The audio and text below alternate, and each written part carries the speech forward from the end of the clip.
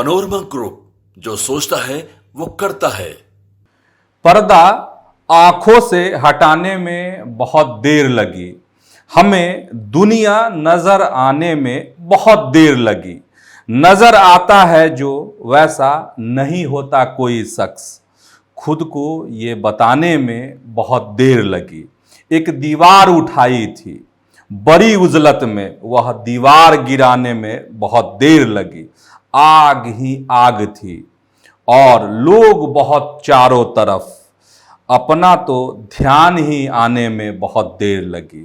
जिस तरह हम कभी होना ही नहीं चाहते थे, जिस तरह हम कभी होना ही नहीं चाहते थे, खुद को फिर वैसा बनाने में बहुत देर लगी। नमस्कार, आप देख रहे हैं न्यूज हाट। मैं हूं चंदन झा। सिर्फ सियासत की बातें, और सियासत में आज एक बड़ी खबर है, बड़ी हलचल अंदर खाने चल रही है। और कहा जा रहा है, देखिए एक चर्चा यह भी थी, लगातार हम लोग बता ही रहे हैं आपको, चिराग पासवान को लेकर हमने सवाल भी उठाया था कि चिराग पासवान अगर चुनाव लड़ते हैं बिहार विधानसभा वाला, और तब क्या होगा।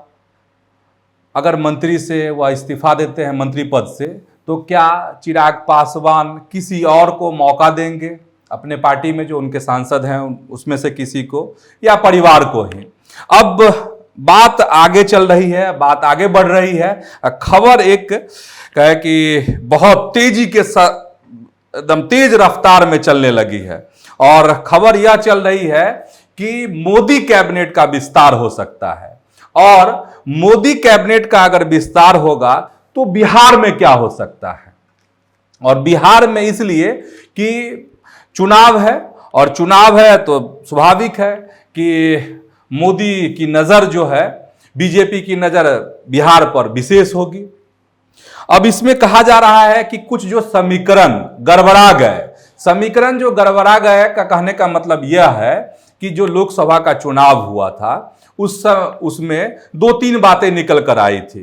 दो तीन बात में दो समाज के वोट, हालांकि तीन समाज के बारे में दावा किया जा रहा है, लेकिन दो समाज के जो वोट हैं वह वाकई में बिखर गए थे। एक तो कुशवाहा समाज, और दूसरा कहा जाता है क्षत्रिय मतलब राजपूत समाज के वोट, और तीसरा है कि वैश्य जो वोट है वह भी इधर से उधर छिटके। तो वो कहा जा रहा है कि इस समीकरण को केंद्र की सरकार, मोदी की सरकार मतलब भाजपा भी कह सकते हैं, इस समीकरण को दुरुस्त कर लेना चाहती है। क्योंकि जो नुकसान लोकसभा चुनाव के दरमियान हुआ वह नहीं हो। और लोकसभा चुनाव के दरमियान नुकसान की बात अगर हम बिहार में करते हैं तो सबको याद आता है शाहाबाद का इलाका, जिसमें आपको याद ही होगा उपेंद्र कुशवाहा किस तरीके से चित हो गए थे, और बीजेपी को भी नुकसान उठाना पड़ा था, और उसके दो राजपूत अच्छे और बड़े नेता जो है धराशायी हो गए थे। इसमें एक औरंगाबाद में सुशील सिंह और दूसरी तरफ आरा में आरके सिंह। और धराशायी होने का यही कहा जा रहा था कि ये जो वोट थे इधर से उधर हुए, महागठबंधन ने, लालू जी ने ऐसी चाल चली कि चारों खाने चित शाहाबाद में एनडीए हो गया था। तो उन चीजों को दुरुस्त करने की कोशिश हो रही है, और अंदर खाने से खबर आ रही है कि मोदी कैबिनेट का विस्तार हो सकता है बहुत जल्द, और उसमें इन समीकरणों को दुरुस्त किया जाएगा। किन समीकरणों को? तो कुशवाहा समीकरण को मजबूत किया जाएगा, राजपूत का जो समीकरण बिखर गया था उसको ठीक किया जाएगा। और आप सभी जानते हैं, हम राजपूत की अगर बात करते हैं तो बिहार से मोदी कैबिनेट में अभी राजपूत समाज से कोई भी नुमाइंदा नहीं है, कोई भी प्रतिनिधि नहीं है। इसको लेकर सवाल भी समय समय पर उठते रहते हैं, और कहा जाता है कि इससे एक नाराजगी है, बड़ी नाराजगी है क्षत्रिय समाज के वोटरों में, कि आखिर नुमाइंदगी क्यों नहीं मिली, प्रतिनिधित्व क्यों नहीं मिला। तो इसको लेकर दो नाम अभी तैर रहे हैं कि हो सकता है कि मोदी कैबिनेट में इन्हें जगह मिल जाए। एक नाम आता है, बड़ा नाम है और बुजुर्ग हैं राधा मोहन सिंह का। और राधा मोहन सिंह का जैसे ही नाम लेते हैं वैसे ही आपको ध्यान में आ जाएगी यह बात, निकटता वाली बात। निकटता मतलब मोदी से बहुत, कहा जाता है कि मोदी के बहुत करीब है राधा मोहन सिंह, और इसके कारण जो है उनको मौका मिला भी केंद्र में मंत्री बनने का। अब की बार जो मंत्री नहीं बने, कहा जाता है कि राजपूत समाज से एक बड़ा चेहरा हो सकते हैं कि राधा मोहन सिंह को बना दिया जाए। लेकिन एक सवाल है राधा मोहन सिंह को लेकर कि बहुत तबीयत उनकी जो स्वास्थ्य है वह बहुत बेहतर नहीं है, और एक उम्र का भी सवाल उठते रहता है। हालांकि मोदी के लिए सब कुछ संभव है और मोदी के निकटतम लोगों में उनकी गिनती होती है, तो कुछ भी संभव है। और एक नाम और चर्चा में हैं और राजपूत समाज के बहुत प्रखर वक्ता कहें, बहुत दिलेर नेता में उनकी गिनती होती है, बहुत मॉडर्न नेता में उनकी गिनती होती है, वह है सारण के सांसद राजीव प्रताप रूढ़ी।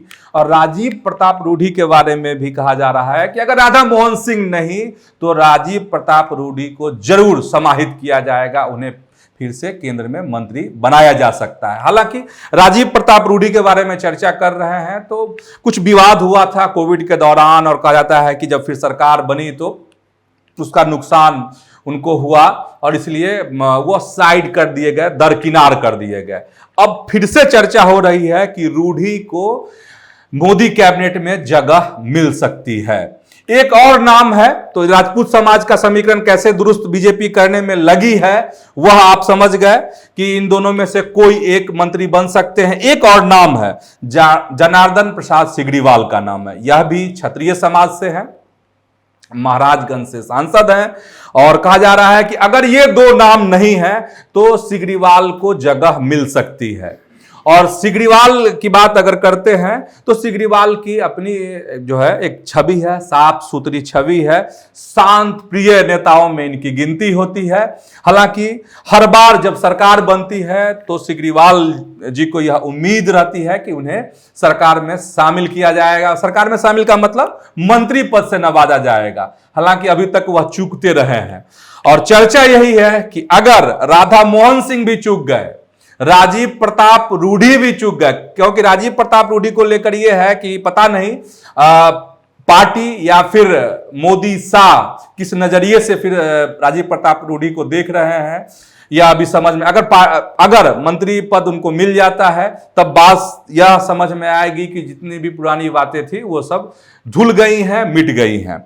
अब सिगरीवाल के बारे में यह है कि अगर ये दो लोग चूक गए, रूढ़ी चूक गए, राधा मोहन सिंह चूक गए, तो सिगरीवाल को जरूर, अगर ये चूक गए तो इनको मंत्री बनाया जा सकता है। तो राजपूत समाज की बात हो गई। अब कुशवाहा समाज की बात कर लेते हैं। अच्छा, कुशवाहा समाज की बात करते हैं तो शाहबाद की चीजें आपको याद ही होगी, थोड़ी बहुत बातें हमने अभी बताई भी है।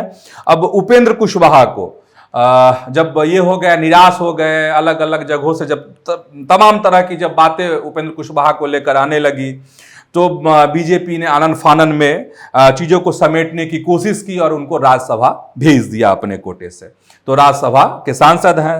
अब इधर इन दिनों आप गौर कर रहे होंगे, देख रहे होंगे, तो आप इन दिनों आप देख रहे होंगे, गौर कर रहे होंगे कि चाहे प्रधानमंत्री के विक्रमगंज आने से पहले जो सभा हुई प्रधानमंत्री की, उससे पहले उपेंद्र कुशवाहा ने वहां सभा की थी। इसके बाद अभी 8 तारीख को ही मुजफ्फरपुर में उन्होंने सभा की है। परिसीमन को लेकर मांग कर रहे हैं, लोगों को जागरूक करने की कोशिश कर रहे हैं, और कहा जाता है कि इस कोशिश के माध्यम से वह अपनी ताकत भी दिखा रहे हैं, और मुजफ्फरपुर में, विक्रमगंज में उनकी ताकत दिखी हुई है।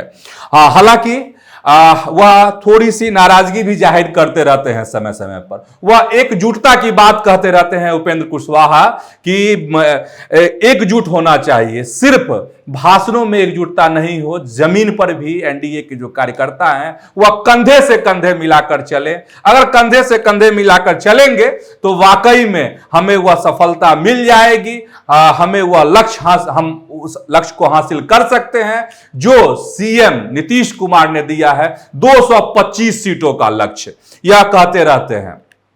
तो लोग यह कह रहे हैं, जो राजनीति को समझते हैं, उनका कहना है कि उपेंद्र कुशवाहा जो है इसके माध्यम से अपनी बात जो है दिल्ली तक पहुंचाने की कोशिश में लगे हुए हैं, एकजुटता के सवाल पर। तो कहा जा रहा है कि इस माध्यम से उपेंद्र कुशवाहा जो है अपनी दावेदारी भी पेश करते जा रहे हैं और यह भी कहा जा रहा है कि उपेंद्र कुशवाहा की यह दावेदारी जो है दिल्ली पहुंच गई है। और इसका परिणाम यह है कि उपेंद्र कुशवाहा, जो खबर आ रही है दिल्ली से, उसमें उपेंद्र कुशवाहा को मंत्री बनाया जा सकता है। और भाजपा, मोदी और शाह की यह कोशिश होगी कि किसी भी हाल में बिहार में कुशवाहा जो वोटर हैं वो एकजुट रहें और एनडीए को वोट करें, बीजेपी को वोट करें, जदयू को वोट करें, हमको वोट करें, उपेंद्र कुशवाहा को वोट करें और चिराग पासवान को वोट करें।